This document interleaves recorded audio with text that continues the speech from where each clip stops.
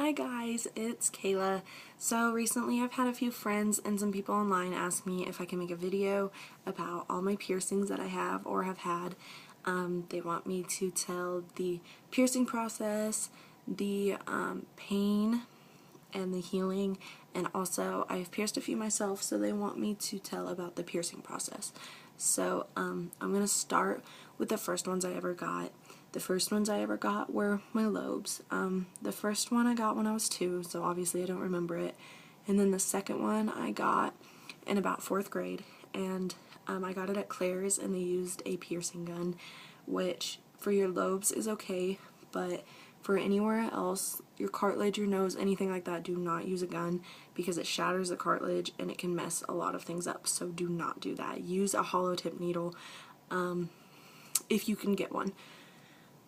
After that, my freshman year, I got this one, my helix or cartilage. What I did was I went there, they put a dot on where he was going to pierce it, asked if I liked it. After I told him yes, he took the hollow tip needle and pierced it through from the front to the back. And then after that, he placed the jewelry on the tip of the needle and pulled the needle back out and pulled the jewelry through. And then put it was a hoop, so then he just put the ball down here to connect the hoop, because he said a hoop is better for the healing process, but he's the only one I've ever heard that from. My other piercer didn't tell me that, so it's just kind of whatever your preference is. After that, I did the one above it, the same cartilage helix. I did that myself. I used a sewing needle because I did not have a hollow tip needle. I would not recommend using a sewing needle if you can get a hollow tip needle, because a hollow tip takes away all the skin, while a sewing needle just pushes it out of the way. So you're really not supposed to use them, but that's all I had. And for cartilage, I read that it's not a big deal. For certain things, it is more of a big deal than that. But so then I did that. The pain for those was probably about a 2 maybe. They did not really hurt to get pierced. It just was a little pinch. Like if you pinch your ear, that's kind of how it felt. It did not hurt. There was a little bleeding. After I went home, it took a month or so to heal, and there wasn't too much pain. I could sleep on it. It wasn't too painful. It didn't really bother me. My hair getting on it, it didn't bother me, so it wasn't a huge deal. And then after that, I got my nose pierced on my right side, just a little stud, and this is what it looked like. That's one of the rings I had, and I got that about 2 years ago, and the pain for that was probably about a 3. It did make me tear up because it was my nose and there was a lot of cartilage, but it didn't really hurt. The healing process though was very difficult because I got a keloid scar is what you call them. They're like little round bumps on your piercing, and I still have a scar on the inside of my nose. Every time I changed my ring, it would always bleed, but it was not infected. It was just the keloid scar on it, so that did bother me. I still have it, and I've taken it out about a year ago now, so unfortunately I still have the keloid scar. Good thing it's on the inside rather than the outside, so that's good. It's just something to really watch out for when you do pierce your nose or anywhere with a lot of cartilage, because those are very common.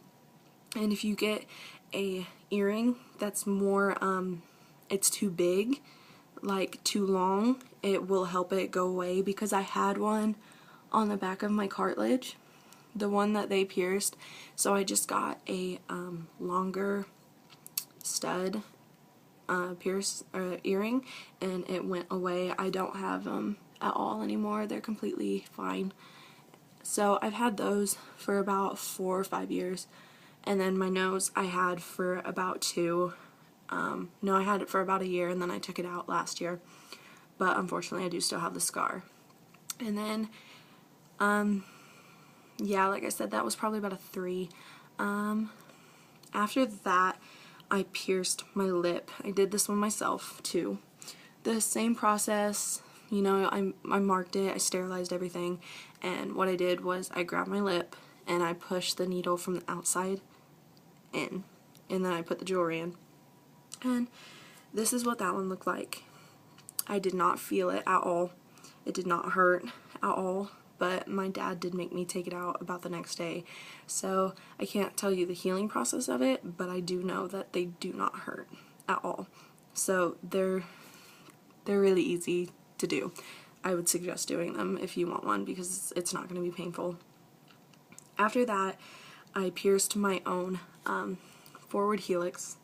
It looked like this, but I didn't really like how it looked, so I took it out within about a month, and I didn't really like it. So it didn't hurt really, but I didn't go through all the cartilage you're supposed to, so that's probably why it didn't hurt as much. But I did end up taking it out, and I did do it myself. After that, I got my tragus done. I got that back in March, and it's the end of August now. I got that in the middle of March, and the pain for that was probably about a 4, I would say. 4, 4.5. It did bleed quite a bit more than any of the other ones I got. But the healing was really quick. It healed within like 2 weeks, so it was really easy to deal with. After that, about a month ago, I did get my forward helix done professionally this time, and same process as all the others. You mark it, put it through, put the jewelry in. It's still in the healing process. It did take more than my tragus, and it doesn't hurt too bad. You can sleep on it. It's just kind of annoying. Like whenever you mess with it, it's kind of annoying. It doesn't really hurt. The pain for that was probably about a 3.5 to a 4, a little less than my tragus, but it wasn't too bad. It's still healing, so it takes a little while longer to heal than my cartilage and my tragus did, probably because it's just such a sensitive spot and it's so close to you and it's always getting messed with. But today, I was originally going to go in to get my rook pierced, but my piercer told me that my rook was too small, so he talked me in to piercing my conch, which is this one right here, the little flower.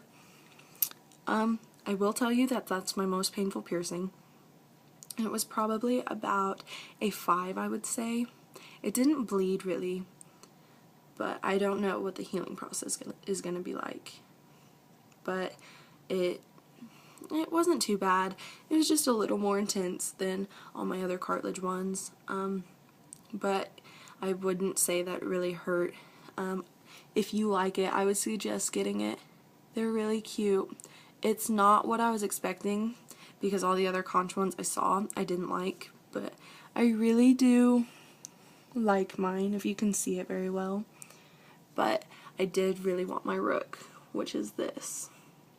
And I think those are so cute. I heard those hurt about the same as the conch, so the pain shouldn't be too intense. No ear piercing done correctly should be too intense. It shouldn't be so unbearable for you.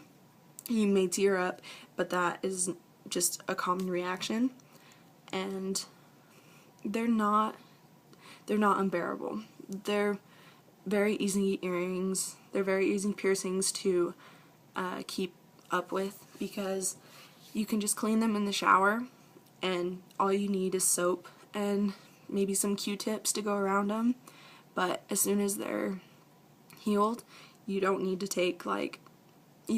clean them with a Q-tip every day. You can just wash them by hand. Like this one, my forward helix, and my conch, I will still have to use a Q-tip to clean it. But all the rest are completely done. I can just use soap and wash them. So that's all my piercings. If you want a piercing, I say go for it. They're really cute. If you don't like them, you can always take them out. And if you take them out and you want them, you can always get them again. So I suggest getting a piercing.